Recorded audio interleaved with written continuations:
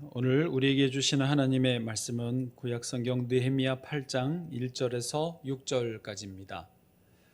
느헤미야 8장 1절에서 6절까지 말씀입니다. 제가 하나님 말씀 다 봉독해 드립니다.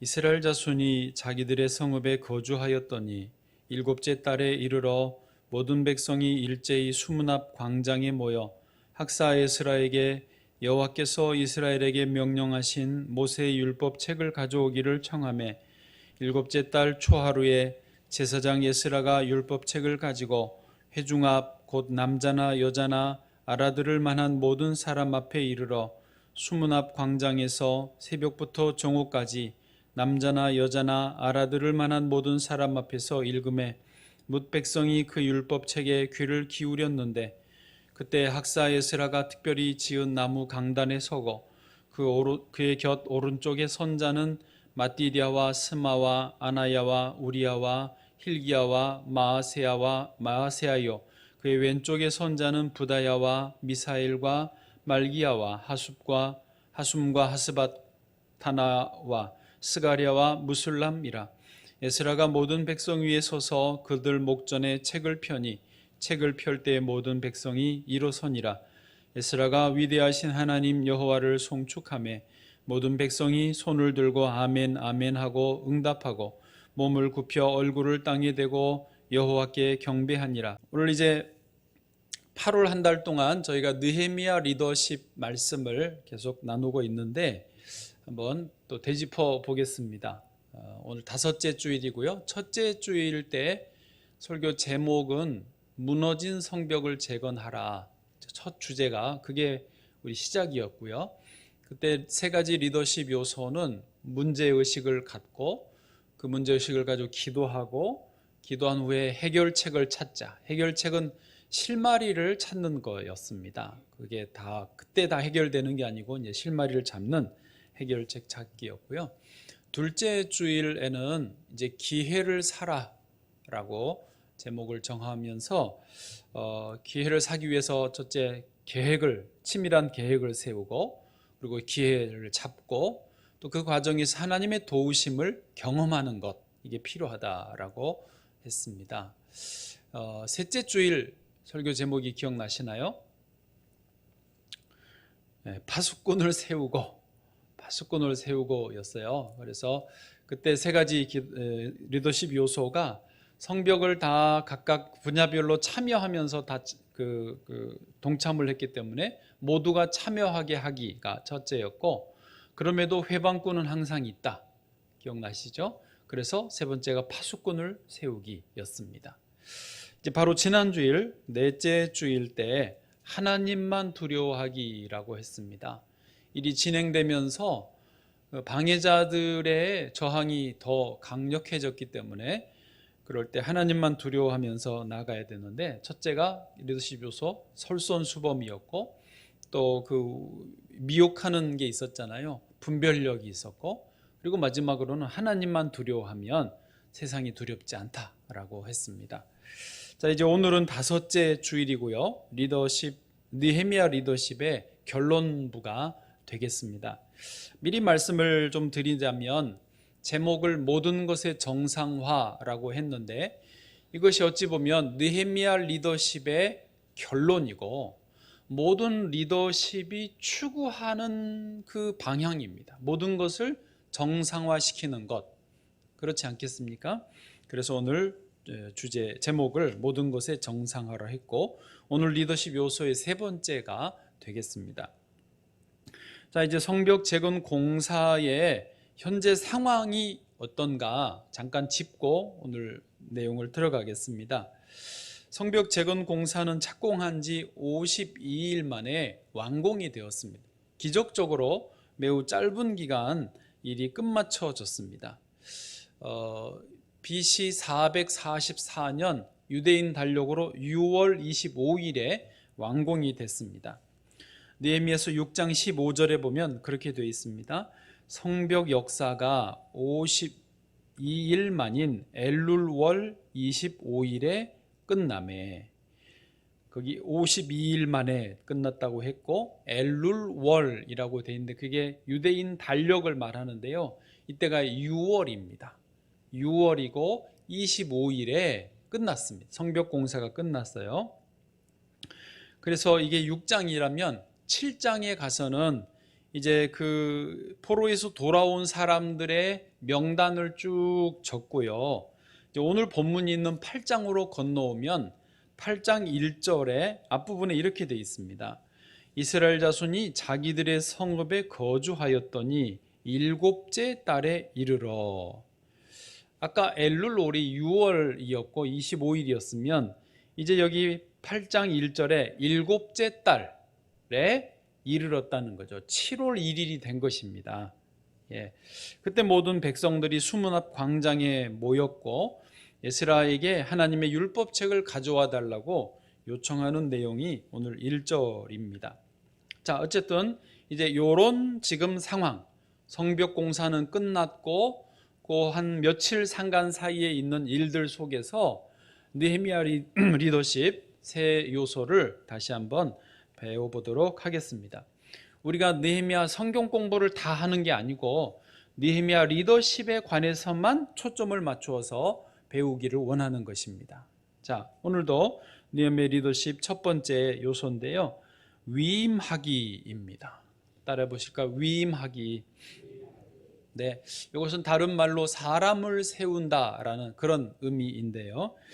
느헤미야는 이제 성벽이 완공되자 각 영역을 담당할 사람들을 세우고 위임하기 시작합니다. 느헤미야 7장 1절에 보시면 이렇게 돼 있죠. 성벽이 건축됨에 문짝을 달고, 문을 달아야 되겠죠. 그리고는 문지기와 노래하는 자들과 레위 사람들을 세운 후에, 문지기, 노래하는 사람들, 레위인들을 세웠어요. 또 더 나가서 2절에 보니까 예루살렘 전체를 다스릴 사람도 따로 세웠네요. 2명을 2인 지도 체제로 만들었는데 2절에 보니까요. 내 아우 하나니와 영문의 관원 하나냐가 함께 예루살렘을 다스리게 하였는데 하나냐는 충성스러운 사람이요 하나님을 경외하는 무리 중에서 뛰어난 자라. 하나니는 그 느헤미야의 동생이고요. 하나냐는 동생은 아니지만 아주 뛰어난 충성스러운 사람이어서 그 둘이 예루살렘을 다스리게 했다. 이렇게 사람을 세웠다라는 말씀을 하고 있습니다. 그렇습니다. 우리가 지금 리더십을 하고 있는데요. 리더란 어떤 사람이냐? 누군가를 이끌어주는 사람이죠. 그래서 리더에게는 항상 사람들과 함께 있어야 되고 따르는 사람들이 있는 것이죠. 달리 말해서 리더라고 스스로 생각하면서 혹은 리더로 세웠는데 자기 혼자 똑똑한 사람, 자기 혼자 모든 일을 너무너무 잘하는 사람은 미안하지만 리더라고 볼 수는 없습니다. 리더는 언제나 주변에 사람들이 있어야 돼요. 따르는 사람이 있어야 리더죠. 사람들을 잘 이끌어 주어야 리더죠. 그런 의미에서 지금 이 요소, 사람들을 세운다, 위임한다라고 하는 것은 리더에게서 굉장히 중요한 어떤 비중을 차지하는 것이라고 할 수 있습니다. 하나님께서는요, 하나님 나라의 일을 이루시기 위해서 사람들을 부르시고 그들에게 하나님 나라의 일을 위임하셨습니다. 예수님도 이 땅에 오셔서 3년 계셨는데 사실 예수님 혼자 하나님 나라의 일을 완성하셨어도 됐지요. 그만한 능력은 충분하셨지요. 남지요. 그러나 예수님은 그 하나님 나라의 일을 혼자 해치우지 않으시고 3년 동안 12명의 제자들을 훈련을 시키시고 그들을 사도로 세워서 사람을 세워서 지상대명령을 위임하셨습니다. 마태복음 28장 19절 아시지만 읽어보드리면 그러므로 너희는 가서 모든 민족을 제자로 삼아 아버지와 아들과 성령의 이름으로 세례를 베풀고 아멘. 왜 하나님은 혼자 일하지 않으시고 하나님 나라의 일을 위해서 사람들을 세우고 위임을 하셨을까요? 그래서 하나님 나라의 속성이 그렇기 때문에 그렇습니다. 하나님의 나라는 온 세계 다양한 사람들을 함께 참여시켜야 하기 때문에 그렇습니다. 하나님의 주권이 다스려지는 나라가 하나님 나라이지만 하나님의 주권만 있고 다스림을 받는 사람이 없으면 그게 무슨 나라이겠습니까? 다양한 나라, 다양한 민족, 다양한 사람들이 함께 참여해야 그게 아름다운 하나님의 나라가 되는 것이죠. 그래서 하나님의 나라는 혼자가 아니라 함께 이루어지는 것입니다. 때문에 예수님이 12명의 사도들을 세우신 거예요. 그러므로 우리가 기독교 리더, 하나님의 크리스찬 리더라고 한다면 사람들을 세우는 일에 열심을 내야 됩니다. 느헤미야서에서도 계속해서 사람들을 세운다라는 말이 반복되고 있어요. 조금 전에 7장 1절에서 1절 2절에서도 그렇죠. 오늘 또 재밌는 것은 그 에스라가 양쪽의 사람들을 함께 세우는 것을 봐요. 4절을 좀 보시면요. 오늘 본문의 4절, 그때의 학사 에스라가 특별히 지은 나무 강단에 서고, 자, 그림이 그려지시죠? 특별한 강단에 에스라가 이렇게 섰어요. 그런데 지금은 저 혼자 서 있지만 에스라는 그의 오른쪽에 6명, 왼쪽에 7명, 총 13명의 사람들이 함께 동반에 서 있는 장면을 보여주고 있습니다. 이 13명이 제사장 계급이었는가 아니면 평민 지도자들이었는가는 성경에 명확히 나와 있지는 않습니다만은 어쨌든 확실한 것은 이들이 백성들의 지도자적 위치에 있었다라는 것이죠. 그래서 에스라와 함께 이 백성들에게 율법을 들려주고 율법을 깨닫게 하는 이 역할을 감당했다라는 것입니다. 그림이 멋있지 않습니까?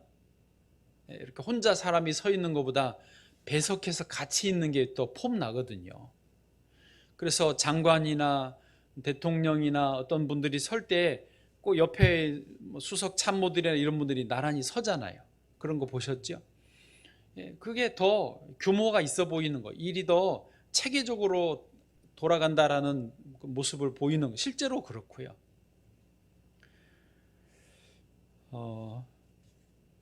그렇습니다. 리더에 있으면서 위임을 잘 하는 것, 사람을 잘 세우는 것은 굉장히 중요한 역할인 것입니다. 제가 잘 아는 어떤 목사님이 사람이 아주 좋으세요. 그리고 하나님에 대해서 굉장히 신실하세요.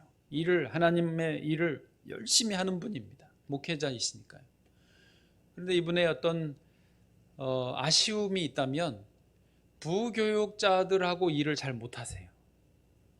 제가 왜 그러세요? 그러니까 일하는 게 마음에 안 든대요. 도대체 제대로 일을 안 하는 것 같아요. 하긴 뭐 담임 목사 마음에 드는 부목사가 어디 있대요? 또 똑같이 부목사 마음에 드는 담임 목사가 어디 있대요? 그건 마찬가지긴 한데 어쨌든 이 목사님이 너무 힘들어하는 거예요. 전도사님도 마음에 안 들고 부목사님도 마음에 안 들고 만나면 자꾸 마음에 안 드는 이야기를 하는 거예요, 저한테. 그래서 결국은 내보내고 아니면 스스로 나가고 혼자 일을 하는 거예요. 그 자기가 괴롭죠.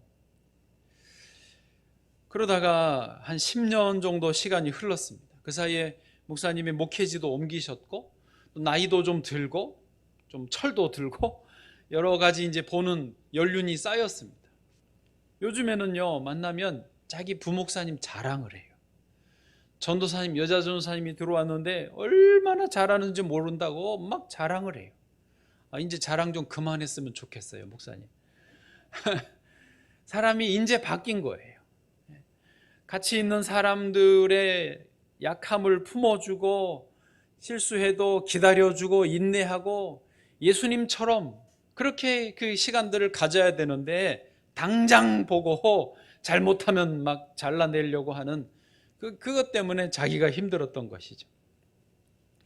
여러분, 예수님은 얼마나 많이 제자들에 대해서 인내하셨습니까?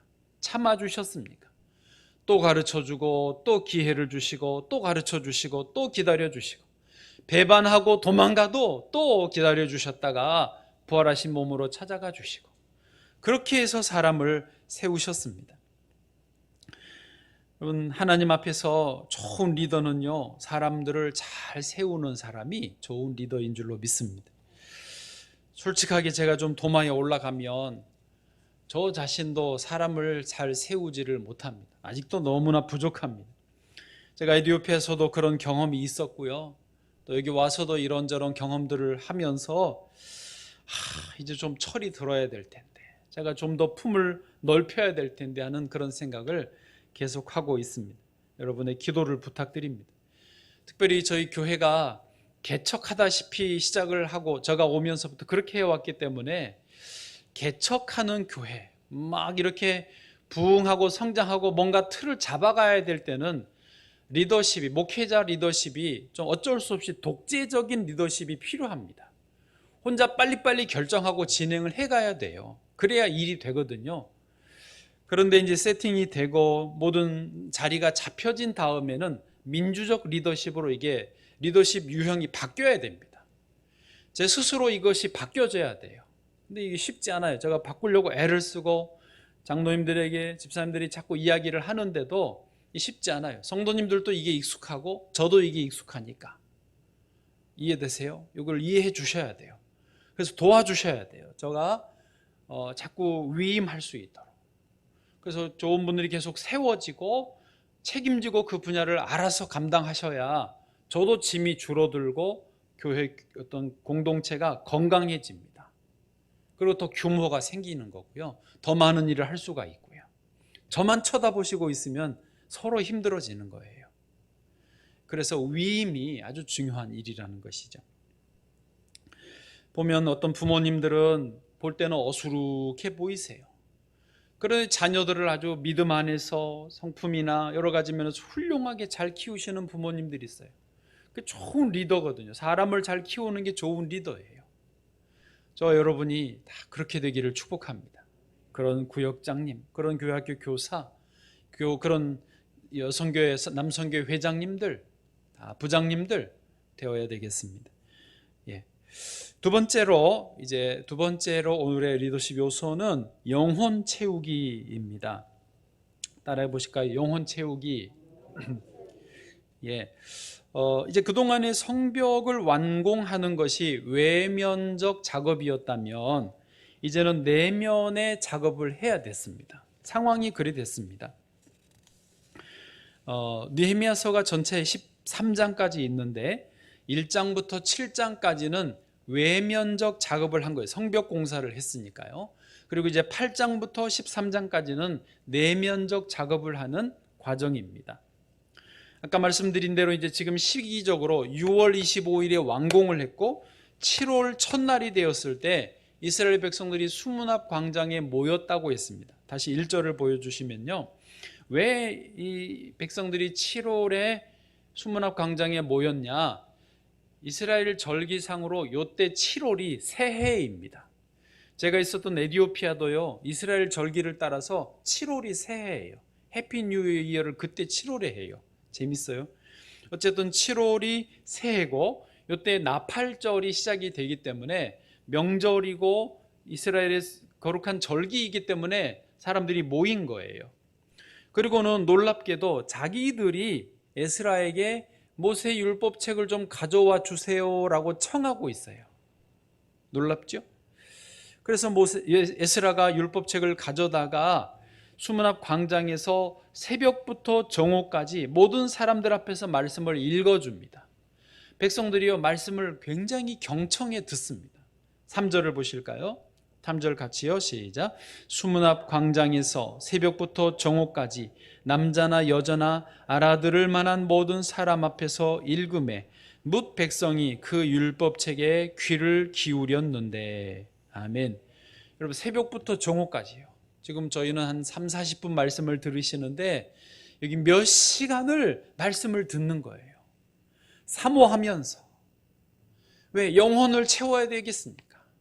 성벽은 쌓았지만, 공사는 끝났지만 그렇다고 되는 게 아니거든요. 사람이 밥만 먹고 사는 게 아니에요. 좋은 아파트 샀다고 아파트에 그냥 산다고 행복한 게 아니에요. 영혼이 채워져야 되거든요. 그래서 갈급한 심령으로 몰려들어서 말씀을 듣는 거예요. 심지어 말씀을 듣고는 펑펑 웁니다. 자기들의 죄를 회개하고 회개 운동이 일어나요. 9절 말씀 보시면 백성이 율법의 말씀을 듣고 다 우는지라. 말씀을 듣고 울어요. 자기들의 죄가 생각나고 하나님 진리가 너무 감동이고, 그래서 회개 운동이 일어납니다. 그런데 에스라와 느헤미야가 울지 말라고 하죠. 왜? 오늘은 너희의 하나님 여호와의 성일이니 슬퍼하지 말며 울지 말라 하고. 아멘.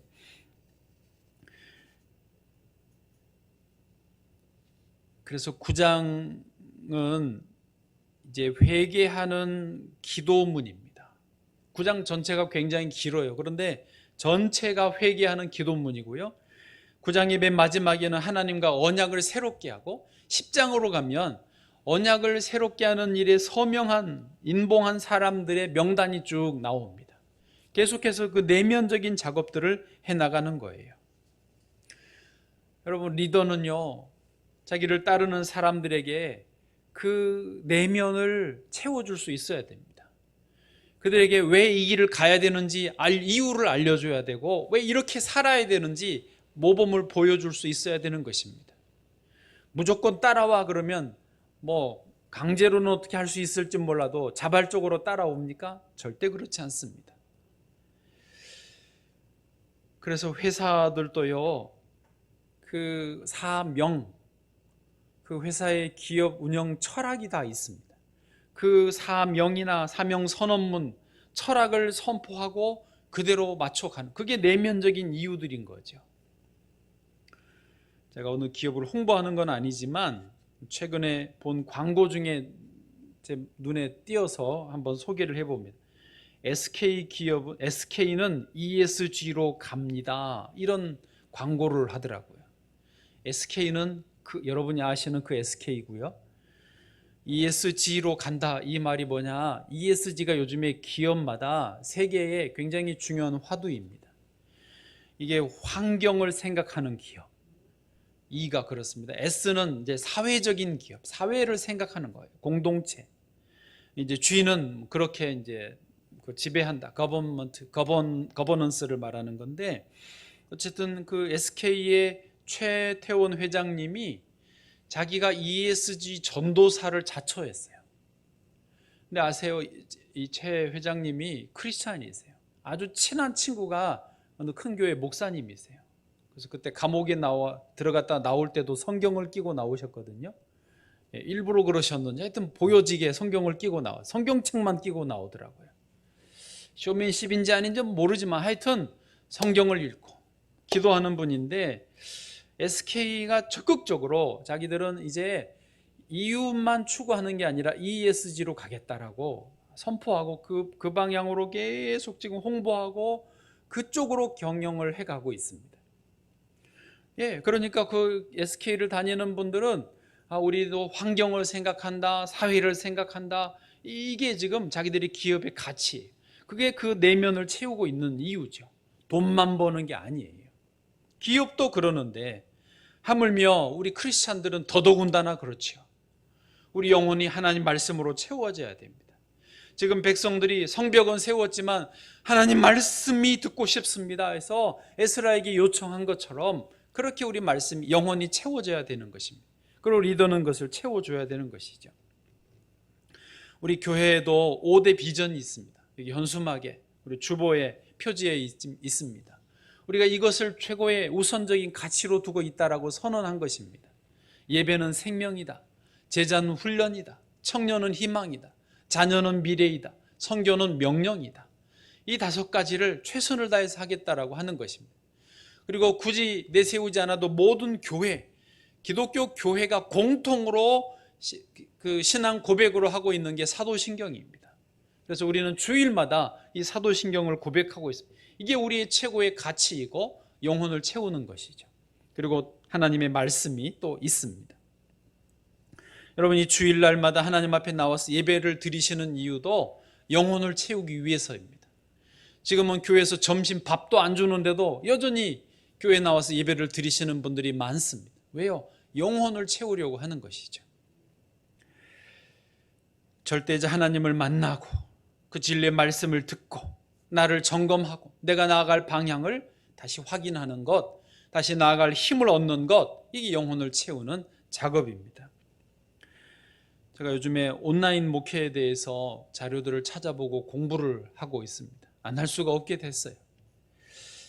그런데요, 코로나가 이 온라인 시대를 앞당기긴 했어요. 여러분이 지금 영상으로 예배를 드리시는 분들이 점점 많아졌는데 2부 때 지금 45명 현재 있는데, 사실은 코로나 전부터 이미 온라인 시대가 왔어요. 디지털 미디어 시대가 왔어요. 그러나 코로나가 이것을 더 앞당겨 줬을 뿐이죠. 코로나 때문은 아닙니다. 이미 시대가 그렇게 됐어요. 근데 제가 이제 온라인 목회라고 하는 것을 좀 공부를 하고 있는데, 전에도 자꾸 말씀드렸지만 메타버스, 메타처치, VR 예배, VR 예배가요 이렇게 이런 거 쓰고 그 가상 세계 속에 들어가는 거예요. VR로 온라인 예배, 그런 예배 실제로 미국에서 드리고 있는데요, 보니까 그 가상 세계 안에 아바타들이 다, 나의 아바타들이 나타나는 거예요. 다 거기서 아바타들이 모이는 거예요. 그래서 목사님 아바타, 장로님 아바타, 권사님 아바타, 뭐 전도사님 아바타, 반주자 아바타 다 해가지고 그 아바타들이 모여서 예배를 드리는 거예요. 목사님이 앞에 설교하고요, 또 찬양 인도하시는 분들이 찬양하고요, 또 성경 봉독하면, 예를 들면 노아의 홍수 부분에 성경을 봉독하면 어차피 가상 세계에서 그게 만들기가 쉬우니까 성경 봉독하면서 그 세계 속에 노아 홍수가 실제로 일어나는 게 보이는 거예요. 뭔 소리인지 혹시 모르실 수도 있지만 지금 그게 미국에서 현재 예배를 그렇게 드리고 있어요. 내 몸은 집에 있고 이런 거를 통해서 이런 거 쓰고 가상 세계 속에 들어가서 그 지금 모여가지고 예배를 드리고 있다니까요. 온라인 제자훈련, 지금 저희들이 제자훈련 국기는 온라인으로 제자훈련 할 생각이에요. 그럴 수밖에 없잖아요. 이게 지금 이미 앞당겨서 오고 있습니다. 왔어요, 이미. 우리가 영상도 지금 여러분 온라인 예배를 드리고 있지 않습니까? 그런데 자료를 쭉 찾아보고 책을 읽고 제가 지금 공부하면서 확실하게, 그러려니 했지만 확실하게 확인하는 것은 뭐냐면, 온라인 목회에서 이루어지는 방법들이나 이런 것들은 너무 신비하고 기기묘묘하지만 목적은 똑같더라는 거죠. 뭐냐? 영혼을 채워주는 거예요. 우리의 심령, 영적인 부분을 채우기 위해서 하는 것이지 다른 게 아니에요. 방법이 그냥 디지털이고 가상이고 메타버스 세계 속에서 하는 것이지만 영혼을 채우는 거예요. 그렇습니다. 저와 여러분, 참 그런 의미에서 기독교 지도자가 참 좋은 것인데요, 하나님의 말씀으로 우리의 영혼이 계속해서 채워지기를 원하고 그렇게 채워주는 역할을 감당하는 리더들이 되시기를 축복합니다.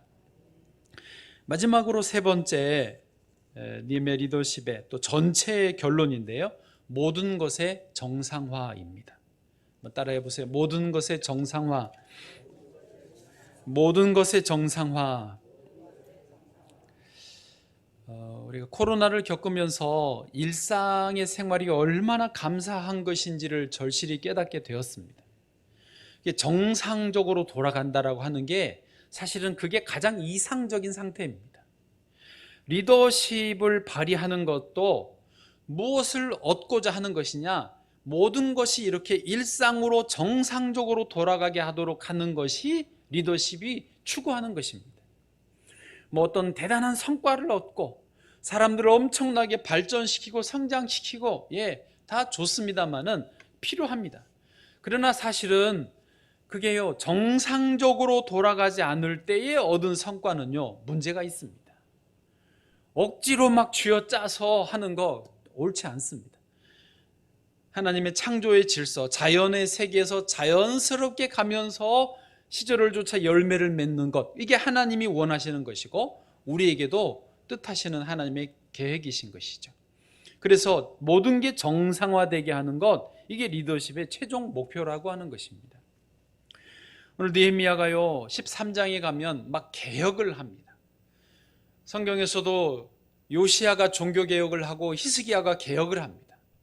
근데 그 개혁들을 보면 뭔가 엄청난 것을 파격적으로 바꾸는 것 같지만 사실은 궁극적으로 원하는 게 뭐냐? 정상화시키는 거예요. 깨부수는 게 아니에요. 파괴하는 게 아니에요.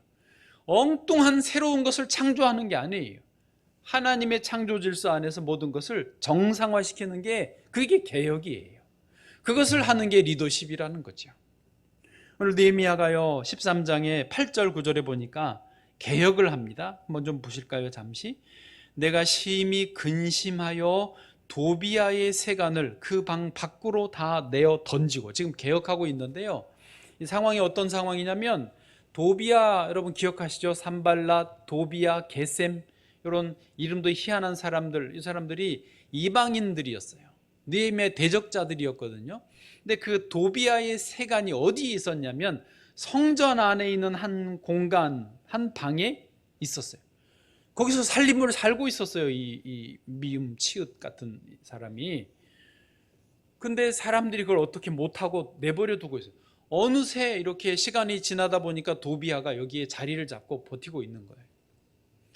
근데 느헤미야가 그 세간을 다 방 밖으로 내어 던졌다라는 거죠. 이해되시죠? 그리고 9절 보시면 명령하여 그 방을 정결하게 하고 하나님의 전에, 그러니까 성전 안에 있던 한 방이었어요. 그걸 정결하게 하고 원래 있어야 될 도구들을 그리 들여놓습니다. 그릇과 소재물과 유향을 다시 그리로 들여 놓았느니라. 이게 개혁이고요. 그 개혁은 곧 모든 것을 정상화시키는 것이었어요. 또 같은 13장의 30절도 좀 보실까요? 내가 이와 같이, 느헤미야가 계속합니다. 그들에게 이방 사람을 떠나게 하여 그들을 깨끗하게 하고, 이방 사람과 같이 결혼하거나 이게 안 되거든요. 그런데 같이 지내는 사람들을 다 떠나게 했어요. 정상화시킨 거죠. 그리고 또 제사장과 레위 사람의 반열을 세워 각각 자기의 일을 맡게 하고, 여러분 제사장이 반열을 따라 자기 역할을 맡는 게 정상입니까? 자리를 떠나 있는 게 정상입니까? 물어보면 안 하죠. 자기 역할을 맡는 게 정상이죠. 그래서 그걸 안 하고 있는 거를 다시 하게 하고 있어요. 그게 개혁인데 정상화시키는 거예요. 여러분, 우리가 하나님 앞에서 크리스찬 리더로서 힘써야 될 일, 추구하는 것이 뭐냐면 어려운 게 아니에요. 우리가 일반 상식으로 생각하는 그것을 정상적으로 해가는 거예요. 목사는 목사의 역할을 제대로 하는 거예요. 장로님은 장로님의 역할, 권사님들은 권사님의 역할을, 구역장님은 구역장님의 역할을 잘하는 것, 부장님은 부장의 역할을 잘하는 것, 그게 정상이고 그게 개혁이에요. 안 되는 거를 되게 하는 거죠. 안 되고 있는 거를 되어지게 하는 것, 그게 개혁이고 정상화고 리더십이라고 하는 것이죠. 그게 안 되니까 가정이 어렵고 교회가 어렵고 나라가 어려운 거예요.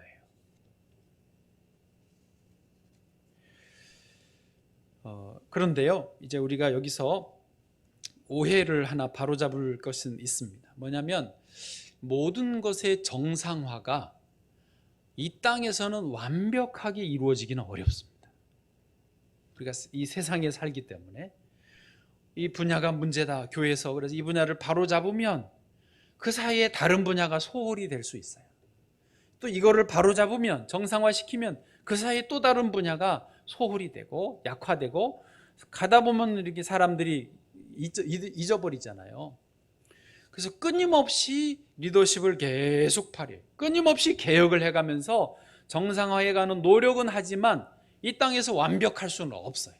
일단 그거를 인정해야 되고요. 또 하나, 그러나 영적으로는 이 땅에서도 완벽하게 정상화될 수 있다라는 것입니다. 이게 무슨 말이냐면 우리가 하나님의 나라는 하나님이 통치하시는 나라가 하나님 나라입니다. 그래서 완벽하게 하나님 나라 안에 들어갈 때에 이 실질적으로는 완전하지 않지만 우리는 완전함을 누리는 것입니다. 집사님이 보내주신 영상에 어떤 목사님이 간증을 하시는 것을 들었어요. 이 목사님은 젊을 때 미국에 있는데 마약을 했어요. 그래서 중독에 빠지고 그 삶이 엉망이었던 모양입니다. 여러분, 중독에 빠지는 분들은 그 안에 상처가 있거나 분노가 있거나 해결되지 않는 문제가 있어서 그런 데에 빠지거든요. 그래서 이분이 그런 중독자의 삶을 살다가 어떻게 예수님을 만났어요. 은혜를 받았어요. 은혜를 받으니까 뭐 펑펑 우는 거죠. 여러분, 그 회심을 극적으로 하는 분들은 막 울거든요. 밤새 몇 시간이고 울었답니다. 그러고 나니까 놀랍게 이 세상이 너무너무 아름답더래요. 그동안은 막 화가 나고 분노가 나고 막 누구든지 죽이고 싶고 그래서 잊어버리려고 마약을 했던 그런 자기가 그리스도 예수 안에 있고 나니까 너무 세상이 아름다운 거예요. 하늘이 너무 아름답고 할렐루야. 구름이 너무너무 이쁘고 할렐루야. 예, 사람들이 너무 사랑스러운 거예요. 할렐루야. 은혜를 받으니까 그렇더래요. 심지어 그 말이 좀 특이했는데 개미가 너무 아름답더래요. 뭔 소린가 했어요. 그러면서 이분이 막 말을 못 잇고 울먹울먹 울으시는 거예요. 그런데 이어가시는 말이 뭐냐면 제가 그 전에 은혜 받기 전에는 개미를 보는 족족 죽였대요. 왜? 분노가 이 안에 있어서 이걸 어떻게 풀지를 못하니까 만만한 개미만 보면 죽였다라는 거예요. 그런데 이제 은혜를 받고 나니까 그 개미가 너무너무 이쁜 거예요. 그러니 자기가 죽인 개미들 때문에 그래서 운 것 같아요. 막 울더라고요. 여러분, 그렇습니다. 누구든지 그리스도 안에 있으면 새로운 피조물이 되는 거예요. 이 참 문제 많고 험악한 이 세상도 하나님 안에서 하나님 나라의 통치 아래 들어가니까 모든 것이 정상화가 되어지는 거예요. 고린도후서 5장 17절 읽어보실까요? 같이요. 시작. 그런즉 누구든지 그리스도 안에 있으면 새로운 피조물이라. 이전 것은 지나갔으니 보라 새 것이 되었도다. 아멘. 할렐루야. 그래서요, 이제 정리하면 저는 여러 종류의 리더들이 많지만 기독교 리더가 최고라고 생각합니다. 기독교 리더는요, 예수 그리스도를 안내해 주고요, 하나님의 말씀 진리를 알려주기 때문에요, 모든 것의 정상화를 경험하게 해주는 거예요. 예수 그리스도가 아니면 이 정상을 어디서 경험합니까? 예수 그리스도가 아니면 이 새로운 피조물 되는 경험을 어디서 하겠습니까? 이거 보완하면 저게 부족하고 저거 보완하면 또 다른 게 부족하는 게 세상인데요. 이해되십니까? 그래서요, 참 저는 목사 되기를 잘했다 다시 한번 확인하고, 여러분 구역장님들 힘을 얻으시기를 축복합니다. 교학교 선생님들 힘내십시오. 아이들에게 뭐 다른 거 할 거 있습니까? 모든 것의 정상화는 예수 그리스도 안에 있어. 이렇게 인도해 주면 되는 것이죠.